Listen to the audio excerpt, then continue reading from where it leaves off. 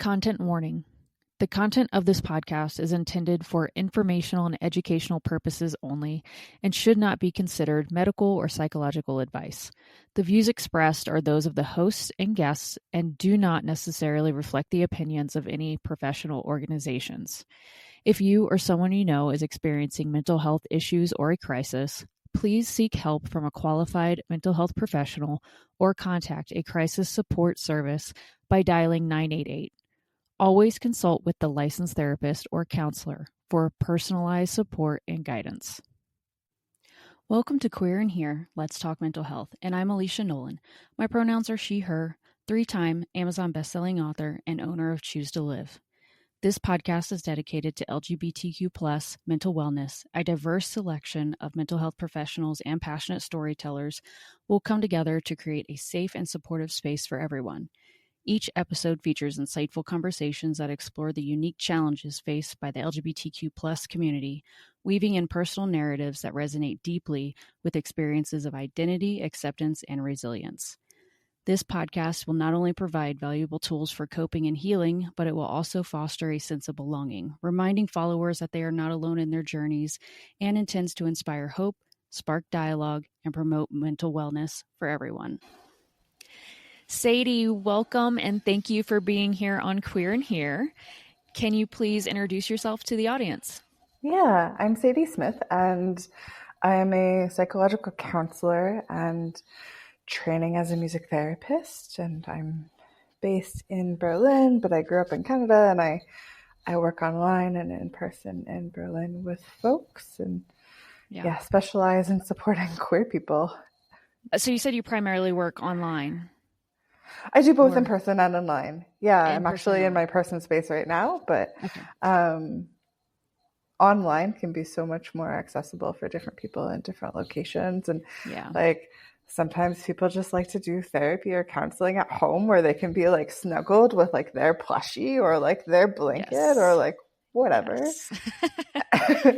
And in my practice space, like I have a couch and I have various stuffed creatures so that people can snuggle with blankets and things here to try to make talking and moving through hard things as comfy as possible. Yeah. That's fantastic because I'm one of those people that love doing therapy in the comfort of my home.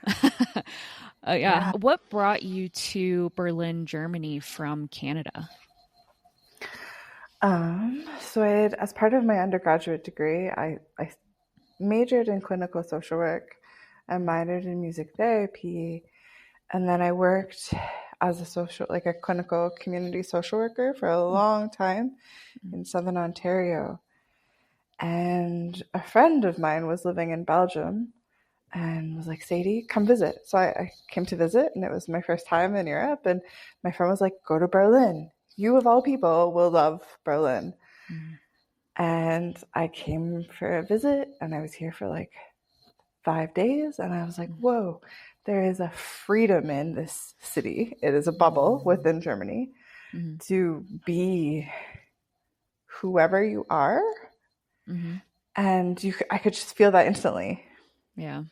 And then I went back to Ontario, and the organization I was working for, there was no, I was already kind of doing, I was doing community outreach in addictions, and there wasn't really anywhere else for me to go because I had already kind of gone up as high as I could in that organization. And I was feeling a bit bored and had decided I'll do a master's degree.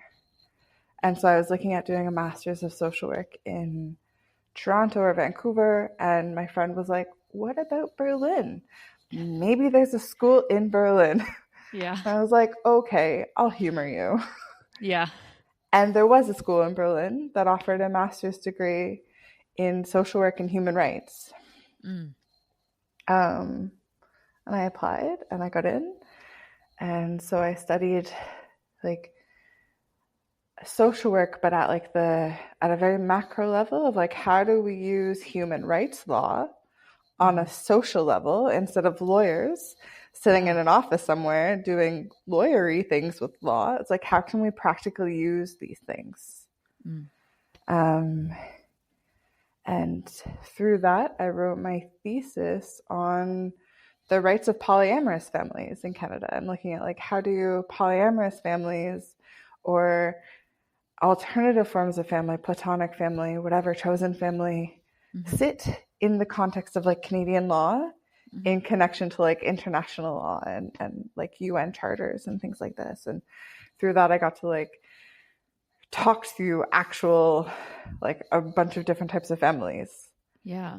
And see like what do they need, like what's missing, like why they maybe don't feel comfortable being out or different things about their life. And then wrote my thesis advocating for their recognition. So I'm glad you mentioned that because I know there's like stuff in your background that we're getting there. So the polyamorous family, just can you define what that looks like? It can be so many different things.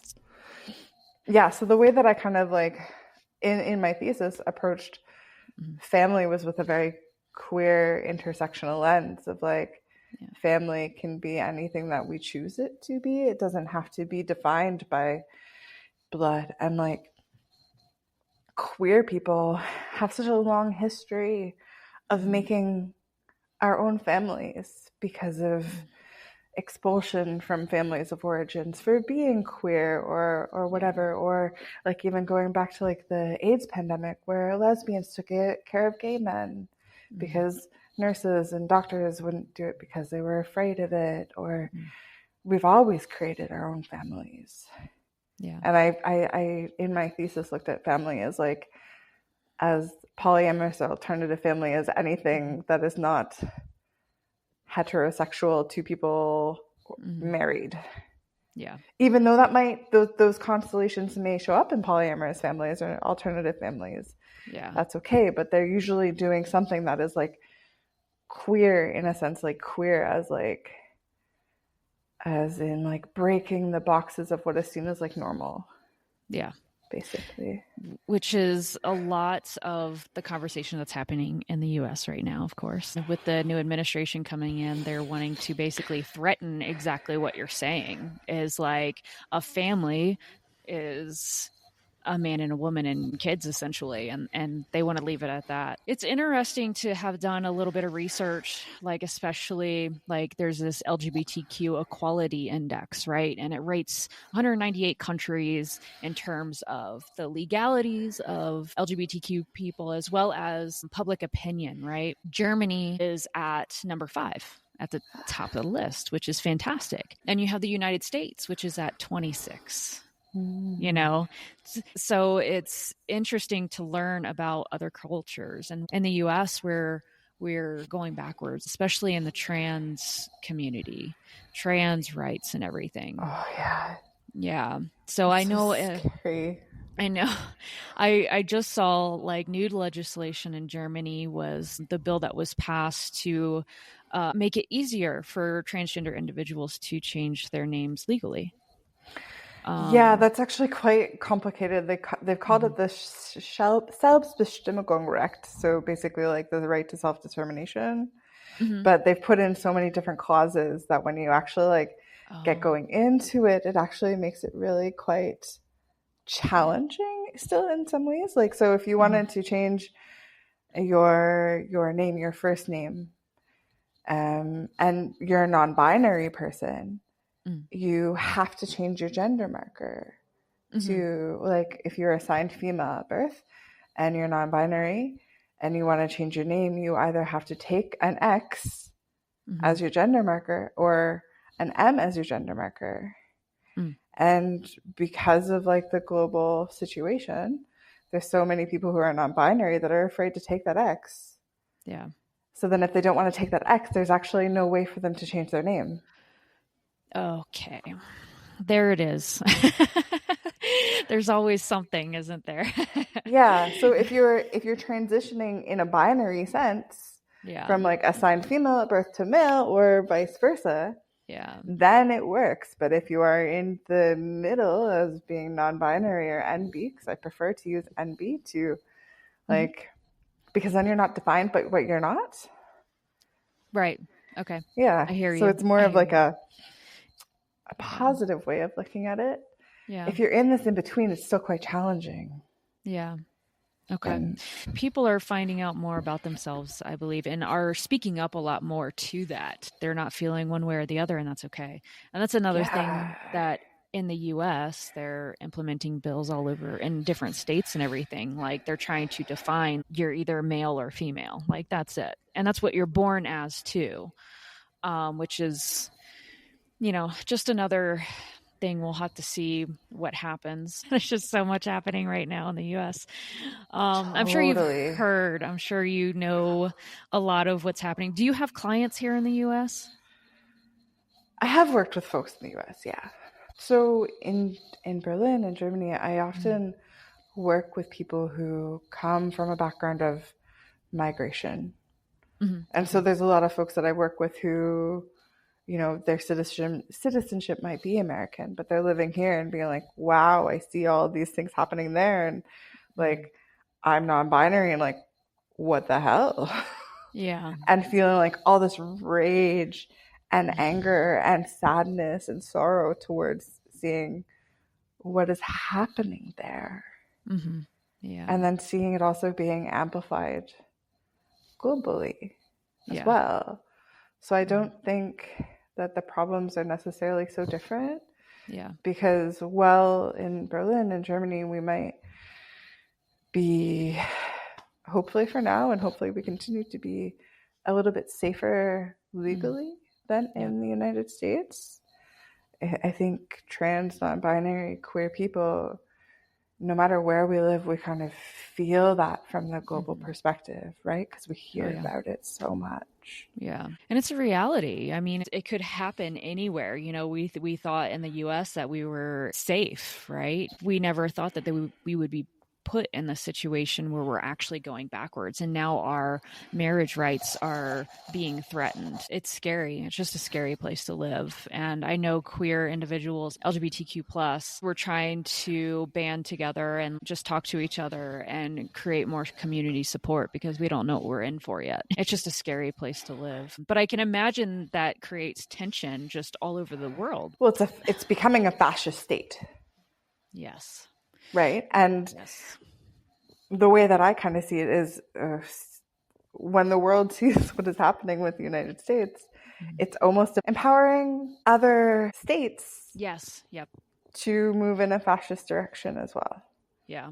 Because there's so much more like trying to have power and control, right? And when you're saying like it's queer people in the United States, but it's also anybody who has a uterus in the United States. Yes. Like if you have a uterus in that country, it's also scary, right? Yes. And it's a means of control. Yeah. One of my favorite definitions of gender refers to gender as like a colonialist means of power and control by deeming different bodies as superior and unsuperior, or less human and more human. Yeah. Right? As a means of control. And like when we think of how the North American continent was colonized, right? They destroyed or tried to destroy cultures who did have different ways of seeing gender with like two-spirit people and such. Yep. And a lot through history, even on the European continent, of how women, people with uteruses, assigned female at birth, whatever, were married off to different families for control of land, for control of resources. It all comes back to this like white supremacist colonialization of how do we control different bodies.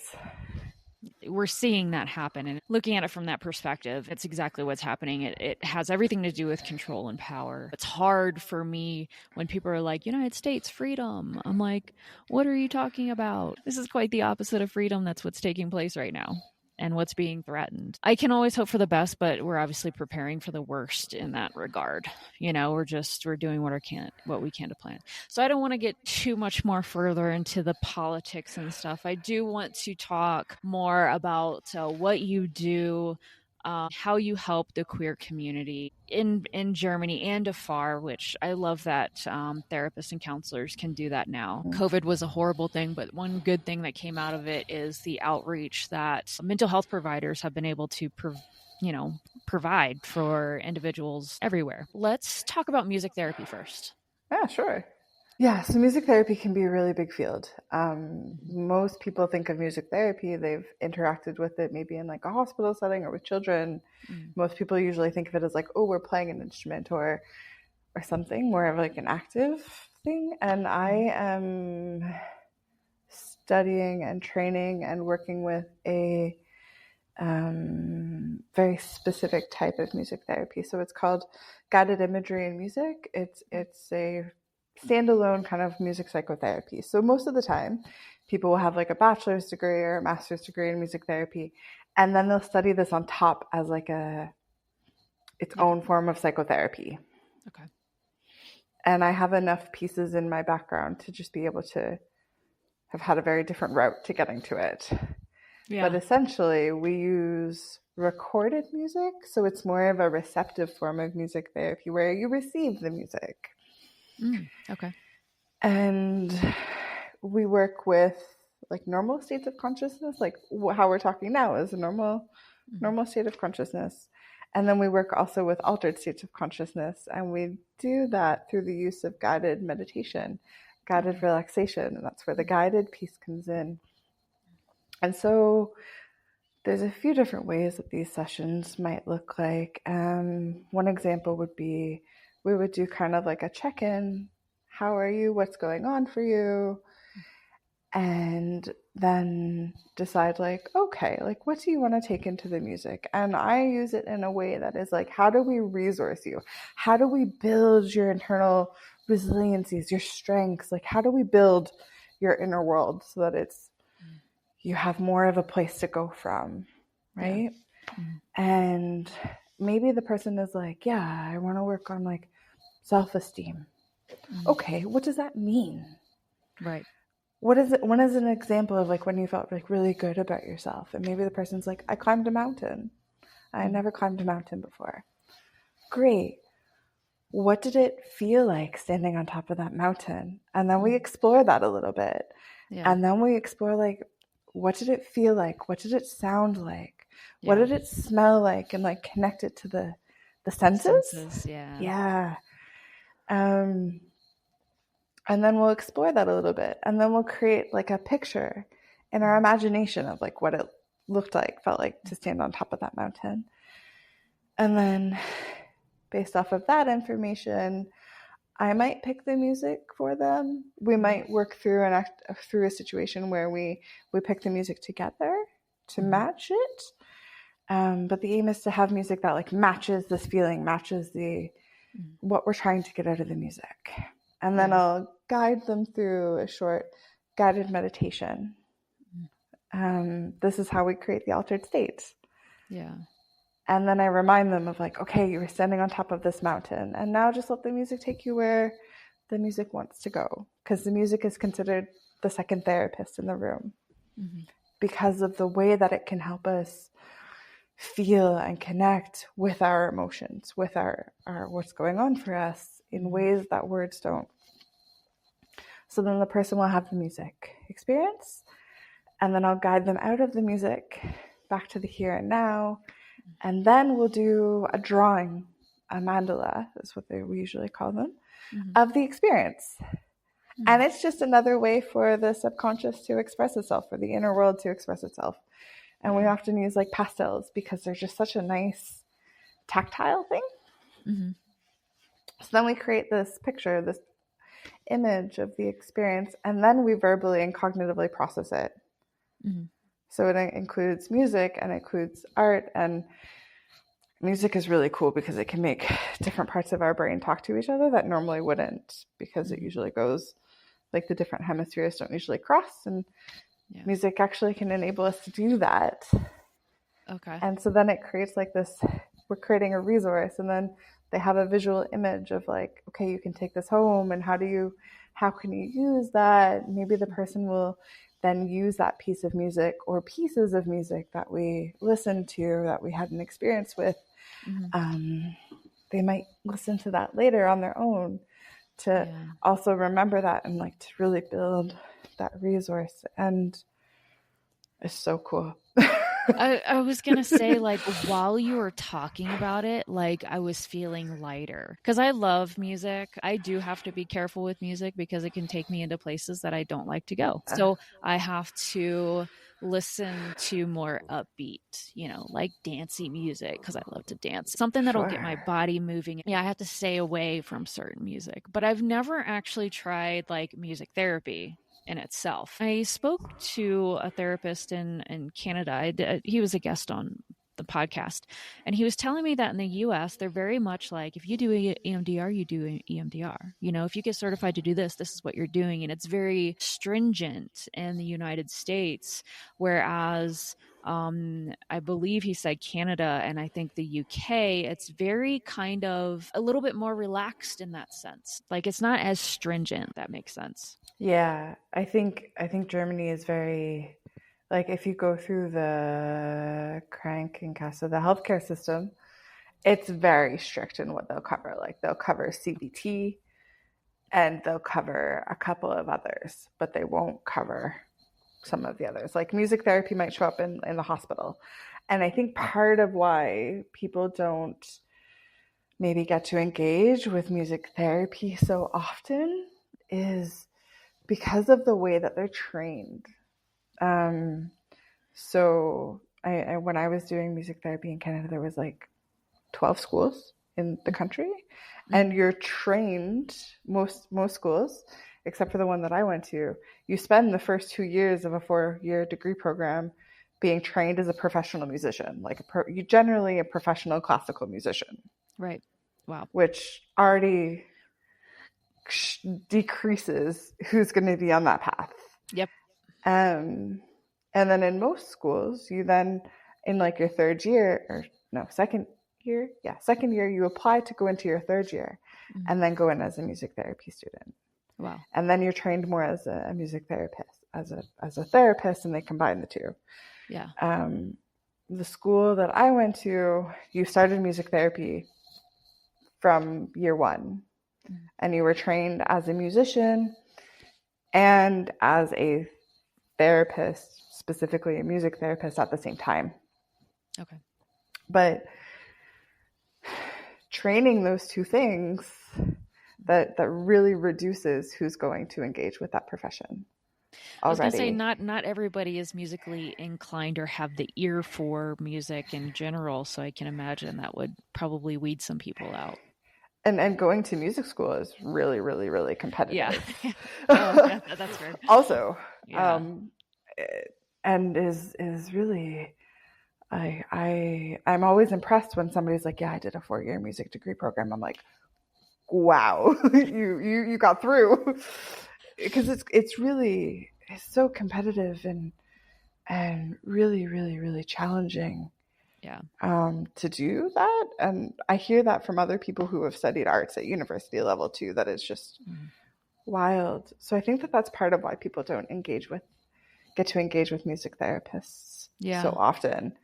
What brought, or what made you decide to go to music therapy or do music therapy? In high school, in my first year of high school, I didn't like visual art, so I took music. And I really, really loved it. Yeah. And then the area that I was in had some of the highest teen suicide rates in the country in like the early mid 2000s. And there was an after school program called Harmony for Youth. And it was, you got free music lessons. Oh, wow. And you paid for the music lessons by every hour of music lessons you got, you had to do an hour of community service. Oh. And and then you got free music lessons. Yeah. So I was involved in that. And then I decided, I was like, oh, I really like music. I wanna do this. And then I ended up like working at the local music shop, but in exchange I would work and get free music lessons. There you go. So I just kind of, I grew up in a rural, poor community. So I think in a lot of ways I got lucky that like music was there, and so embedded in like so accessible in that community, or I was able to access it, whatever. And it was like through that of like finding a sense of community and belonging that I was like, music can heal people. Yeah. It's so powerful. And it's like, how do we use that? And then that's what made me want to go down the music therapy path. And then life took some twists and turns, and I couldn't stay on that path the way that I thought that I would. And like now it's really cool, many years later, coming back and studying and working with the guided imagery and music therapy stuff to kind of come back full circle. And I'm so glad that I've got to like study social work and particularly human rights, because then that shows up in so many ways in the way that I work, doing like talk counseling, talk therapy, but then being able to be like, we can work with music too. Yeah. just another thing to add to your list. Just, the music therapy again. There's so much power in music and the way it can make you feel. And it can take me immediately if I'm feeling like down or depressed or anything. I can put on an upbeat song and I can feel energized and like ready to go. Sometimes it's not that easy, but there's definitely power in music. Yeah. And I'm working in, so I have they're my supervisor, but I think of them more as my like music therapy, like educator trainer, that I do music therapy supervision, training, education with, and which is really cool because I get to learn new things and stuff. And one of the really lovely things, the things that I love that I've gotten to learn is like, how do we use music that the person already really loves and is connected to, and how to use that to really match and to mirror our world. Because people are like, I'm angry, but I've never really gave my anger a place to be, because I was always told I couldn't be angry, or anger was for people who are assigned male at birth, or but not people who are assigned female at birth, or like whatever feelings or emotions are, you know what I mean? Yeah. And so when people are learning how to actually feel and engage with their emotions, it can be really cool to be like, okay, what's a piece of music you really love? Yeah, okay, it's this one. What is it about this? What does it make you feel? Yeah. Or going kind of the opposite way of like, oh, maybe the person feels really angry, but they don't know how to express their anger. It's like, okay, do you have a piece of music that really gives voice to your anger, or that you like to listen to when you're angry? Okay, let's listen to this together and see how does that actually match the anger that you're feeling. Or maybe it doesn't. And if it doesn't, what do you think the anger inside of you needs to hear? Like, what kind of sounds does it need? What kind of rhythm? What kind of harmony? What kind of texture does it need? Maybe we can find something that actually mirrors that even better. Yeah. So that they can learn how to use music as a way to mirror the inner world instead of change. Like, oh, I'm feeling angry, I'm going to put something happy on so that I don't feel angry anymore. But no, how do we actually feel angry? Because especially for queer people, there's a lot to be angry about. Yes, I feel that so much. In the past, I used to do exactly that. Like if I got really, really angry, I would mirror that. I would put on angry music. I just don't know if it helped or not. Or maybe it did, because it was kind of like expressive in its own way. When you're angry and you listen to angrier music, I'm trying to think back because I haven't done it in so long, but it almost feels like it would be more of a deep dive into those feelings that you're having. Like I'm at a place where when I get angry, I just look inward. Where do I feel that? Why do I feel so angry? Why do I feel so strongly about this? I feel like it's just another way of interpreting that, like, but through music. That's kind of what it sounds like. Yeah, and then when you pair that with somebody who is trained as a music therapist, that is where like music, when we work with that with like somebody who knows how to use music therapeutically, that we can kind of take that even deeper. Because oftentimes people are engaging, people who have a relationship with music, which is a lot of people, are usually using it already in a way of self-soothing or caring for themselves. Yeah. So then when we pair that with someone who's trained as a therapist, trained as a music therapist, it can just deeper that into an even more therapeutically way. Yeah. If that made sense. Yes. I got you. Yeah. That's awesome. It sounds like you're just incredibly passionate about it. Music has been a big part of your life for a long time. Mm-hmm. Yeah, that's fantastic. I love it when people follow that. Yeah. follow their passion or just something that they can be deeply connected with. I think that's fantastic. Yeah, I feel so grateful to have been able to come back to it after so many years of it feeling like it was inaccessible, for it to now be accessible. And like part of what I want to do with it is to make accessing music therapy more available to people, more available to queer and marginalized people. I know that there's like group fitness places, you know, and they do group classes with music or like dance therapy and music therapy and stuff. I know that that exists, but in terms of like an actual therapeutic profession, I feel like that's not talked about or seen a lot. And it makes me wonder. So we have Psychology Today, and I apologize that I am typing right now. I'm curious because you can go in and you can filter out like what you're looking for Yep. in terms of a therapist. And I'm just wondering if that is an actual option to select. So sorry, I have to look this up real quick because I am just so incredibly curious. But actually, like the United States, Canada, probably have some of the more, there's probably more people on that continent who work with music therapy than there are in lots of other places. Because that's kind of where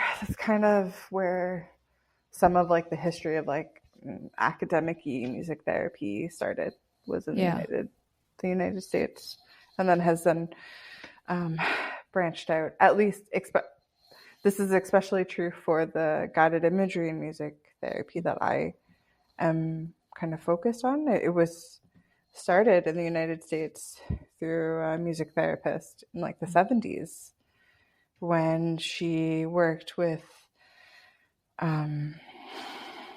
the clinical trials of LSD, when they were doing research on like how could this be used therapeutically. This music therapist came along and matched, like they kind of created the peaks and the valleys of the clinical LSD trial, and then went and matched music to those peaks and those valleys based off of like the intensity of the LSD and then the intensity of the music. And the way we think of intensity in music is how many instruments are playing, how are the dynamics, how are the harmonies, like is it very complicated, is it very simple, is it a fast tempo, is it a slow tempo, does it stay a consistent tempo, is the form predictable or is the form more varied. All of these different like kind of musical analysis pieces can impact how challenging, how gentle, how intense a piece of music is. But then also, it can also be true that for some people, something that feels very complex, that might be quite challenging because of its harmonies, its structures, its rhythms, whatever. For some people, when they get to know that really well, that can actually be really safe and secure and very holding because they have such a relationship to it. So it's a really interesting dichotomy of how something could maybe feel really challenging to one person might feel really calm and supportive to another based off of our experiences with music. You've convinced me about music therapy for sure. I don't know about everybody else, but I know I'm like ready to look into it, or you might be seeing an email from me later. Seriously, I'd love to give it a go. I know I have quite a trauma past. I've tried like EMDR, which can be scary at times. I love music. I love music so much. I listen to it a lot of the times, and it's just because it puts me in such a good place. And but yeah, I think I'm convinced, and I think other people too. Other people are too right now, for sure. Let's kind of direct that towards queer mental health. So you kind of connected the two earlier, music therapy and like queer individuals. Can you talk a little bit more about that? So in terms of like finding like a practitioner, Mm-hmm. a therapist, a counselor, a whoever Mm-hmm. in the therapeutic mental health field, one of the things I tell people is they could have all the skills in the world. They could, be ED, EMDR, they could be CBT, they could be music therapy, they could be whatever. Yep. But if they don't feel good when you meet them, like if you don't feel safe, if you don't feel calm, if you don't feel seen, if you don't feel heard, then all of those skills in whatever modality of therapy that they use, they're going to do nothing for you. I feel like I've had a couple of mental health professionals on here that talk about that a lot, is how there are credentials and that's great and everything, but if you don't connect with your therapist, or maybe they aren't LGBTQ friendly like their profile says, they're just kind of checking the block just because they want to appear like they are more open to, it's probably not the right fit. And to keep looking. Yeah. Keep looking. There's somebody out there that you will connect with that does make you feel safe, as you should when you are being vulnerable to another human being. 100%. Yeah.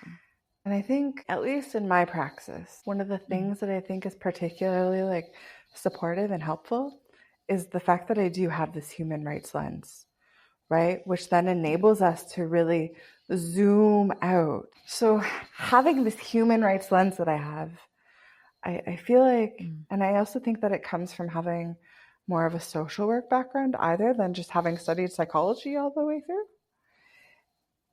is that I'm able to zoom out with folks and understand how the person is situated within the context of community, family, culture, and systems of oppression. Maybe you're feeling depressed because you hear about all of these legislations happening against queer people. It might not be because it's not because there's something wrong with you. It could be because you're feeling like, German has a great word for this. It's called Lebensschmerz or Weltschmerz, which is just like the pain of life or the pain of the world. You feel sad and anxious and upset around the holiday season because of trauma around your family of origin and your queer identity. Yeah. Yes. No wonder you feel sad and depressed or angry or frustrated if you have, a family of origin who maybe didn't accept you. Yeah. Right? And being able to zoom out and helps put the person in the context of all of these things to feel like, oh, maybe this isn't actually a problem with me. Maybe it's because of whatever culture, whatever systems are influencing me, are impacting me. And I think that's what a lot of individuals don't understand, is the added struggles that queer individuals go through because of those different aspects of just society in general, and how LGBTQ people are treated and viewed within our society can play a big part in depression, which I feel like they just want to ignore because we chose to be gay or whatever it is, which is still a lot of the thinking. Yeah, and the diagnostics manual doesn't help at all because it pathologizes people instead of saying like, oh, like we're all different, or all of our neurodiversities are different because evolution. Right? To then say like, oh, you're disordered because you have depression. No, you're not disordered. Maybe the chemicals in your brain don't work the same as somebody else. Yep. And we live in a world that is not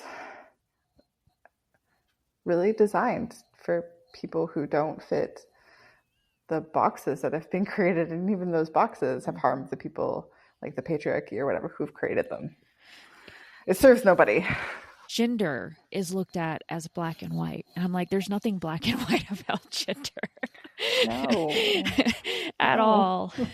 There is such a spectrum, but it's still like an avoided fact among certain individuals in our society, that they just don't want to accept the fact that there is a spectrum there of gender. Yeah. It's not just male and female. No. And in most cases, it's not just male and female. No, it's a social construct. And when you were saying about how there's like, you know, the heteronormative therapists or whatever who don't quite get who don't understand the perspective of people who are queer, who have been Black, Indigenous people who have been historically marginalized. I actually just did a workshop. I facilitated a workshop for a European conference for music therapists, basically saying that when they enact microaggressions, particularly against like gender queer people by misgendering, dead naming, that they're causing harm. Yep. And when a therapist causes harm, they are unethical. Because in most cases, the first ethic of being a therapist, being a counselor, being a social worker, being a nurse, being a doctor, being a whatever, is to respect the inherent dignity and worth of a person. Yeah, a human being. And a human. We're all human. Punct. Yeah. The end. And when you misgender, when you dead name, when you enact any type of microaggression, you are causing harm. Yep. And what most heterosexual, what most white helping professionals don't do so much, there's definitely some that are, is unpack how they've internalized structures of oppression of themselves. And if helping professionals, therapists, are not actively doing the work to unpack how those structures have impacted themselves or how they have reaped privilege from those systems, then they're not actually going to notice when they make a microaggression against somebody. Yeah. Because they haven't done that unpacking to understand how those systems of oppression harm people every day. It's all the time. And unfortunately, we see it on social media all the time, too. We had a trans volleyball player, female, on a college team. It's her junior year, and people are just now finding out that she's trans. And whenever you see an article about her, all you see are comments saying, he's a man, or just really harmful, like, language.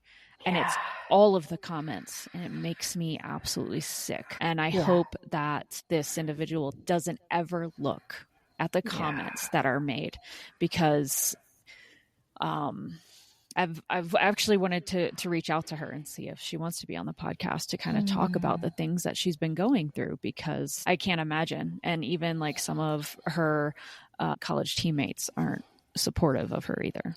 So it's kind of heartbreaking to hear this athlete who's going through that exact thing of these microaggressions, not just from people she's friends with, but also from the public. I kind of diverted a little bit from healthcare and medical professionals. That's a good example of like how, you know, we live in a sick society. Yeah. Where, you know, people are being, you know, not treating this person with integrity and dignity and respect because they're a human. Yeah. And so that, you know, that causes this person pain. Yeah. And then to say like, oh, it's just your problem. Like, no, it's caused by a sick society where they're not able to see each other as human. And in these instances, it makes me wonder of like, what kind of internalized things do these people have that are saying like, all of these mean and evil things, to be like, what are you, like, what have you got going inside that's making you do this? Like, are you, you know, your own internalized stuff? Yeah, every time I see comments like that, I'm just like, you're a miserable individual for some reason. You're not happy. Because that's the only thing I can think of is like just people who are not happy with their lives, who they are, where they're at, and they must take it out on somebody. And social media is the perfect tool, hateful rhetoric, and express such hate to others, right? Like social media was a great invention, and then at times you just feel like it wasn't, because it has allowed people a place to be so hateful. But that's my question every time, like, what is your life like? I want to know more about that person. There's a lot of times where somebody is just hateful and their energy is so bad, and I see the hateful thing that they're saying, and all I can think about is, I want to know more about you. Yeah. I want to like just analyze you and dissect you on a personal level, because I just want to know what's going on in your life, and like what led you to say such horrible things. Yeah. And I think when we think about like social media and like these kind of comments, I think Alok, do you know Alok? No. Alok is a queer poet and comedian. Okay. And on like their social media, when they get hate, Yeah. they just show the person love. Like, what makes you feel so hateful? Like, what? Yeah. And I think one of the things when we talk about like how all these things impact queer people, I think one of the most beautiful strengths of queer people is our ability, like the fact that we choose to show up in a world that is not kind, and to live authentically ourselves, and to go and more, it's statistically like more queer people seek counseling and stuff than not queer people. Right. Is because we're doing this work of like unpacking how these structures impact us so that we can live our lives authentically ourselves. Yeah. And that makes us so brave and so courageous. Yeah. And it also opens us up to the ability to really love and connect with each other. And when I say love, I mean love as like a verb, in the way that Bell Hooks talks about it, as like to love is to fill our souls and the souls of others. Yeah. And I think queer communities do this so well, because we've had to choose our families. We've had to build our own communities. And we do that in a way that really like supports one another, cheers each other on. And then that also opens up our ability to feel joy and love at a depth that people who haven't done this work, they can't access. Yeah. Because they haven't unpacked these things. Yeah. And I think that that's one of the most beautiful things about the queer community, is just our ability to have so much joy and so much love, despite all of the shit that goes on in this world. Yeah. And to survive and thrive despite. Yeah. And that is so powerful. It is. And that is so courageous. And that is so brave. Yeah. There's so much strength in it. Just being a part of the queer community, but also like knowing my queer friends. And there is so much love and acceptance within the community, because we want people to accept us for who we are. You know, and they want that in return. So it's like this mutual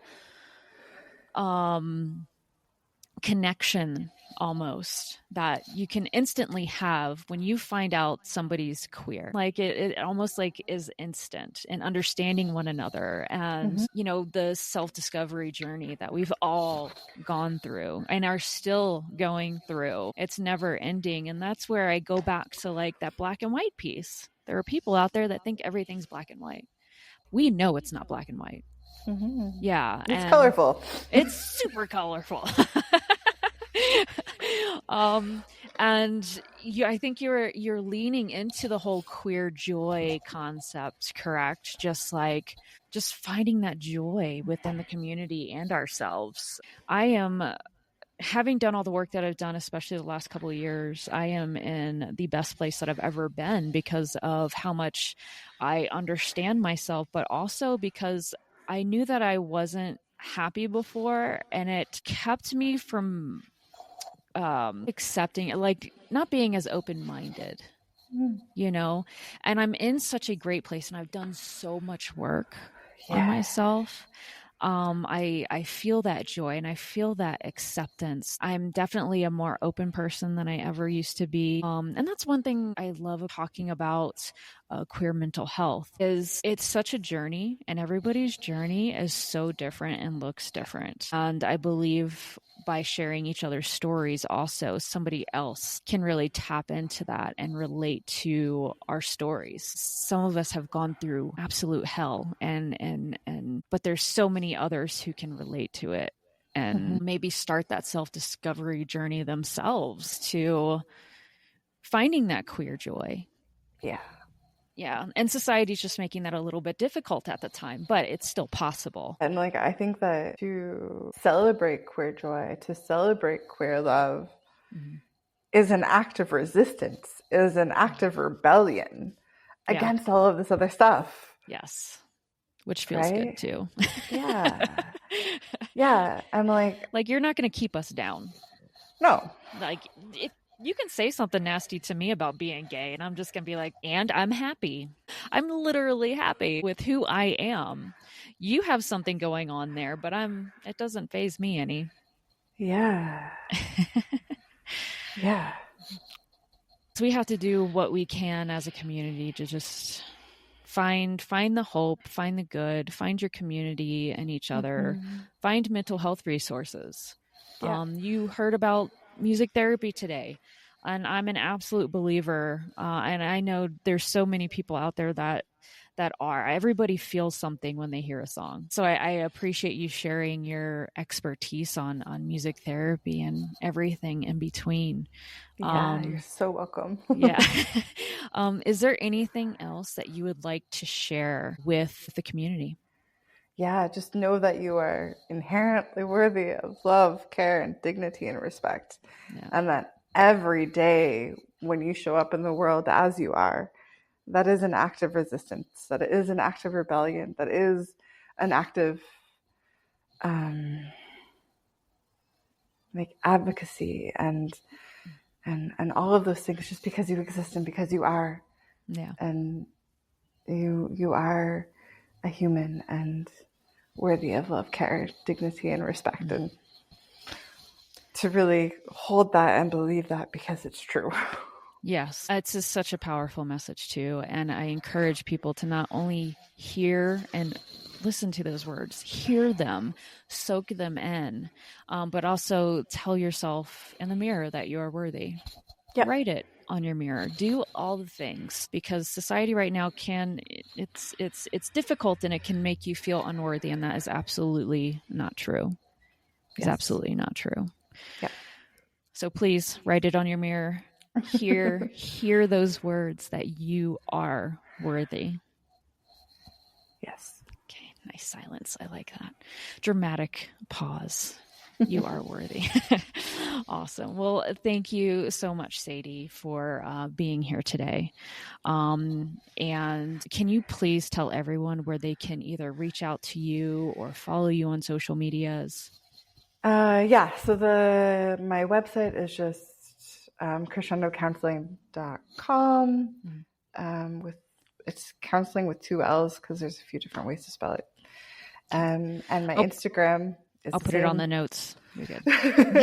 Instagram. And then if you're ever interested in connecting, like I can and do accommodate different time zones, and I always offer a free initial session because getting to know one another is so important. Yeah. And then we can decide if it feels like a good fit. And then I also offer sliding scales to make sure that it's as accessible as possible while also surviving in capitalism. Yes, I find that more queer mental health professionals offer that sliding scale than not. Which is so incredible, honestly. Yeah. Sorry, I had to comment on the fact that I love hearing about the sliding scales because mental health can be so expensive. Yeah. So definitely reach out to Sadie. Please do. Also, please leave comments for Sadie or myself on this episode. And then, of course, you can follow Queer in Here on Instagram, Facebook, and TikTok at Queer in Here Podcast. Thank you so much for tuning in today. You are loved. You are enough. And then please lean on each other and ask for help when needed. See you next time.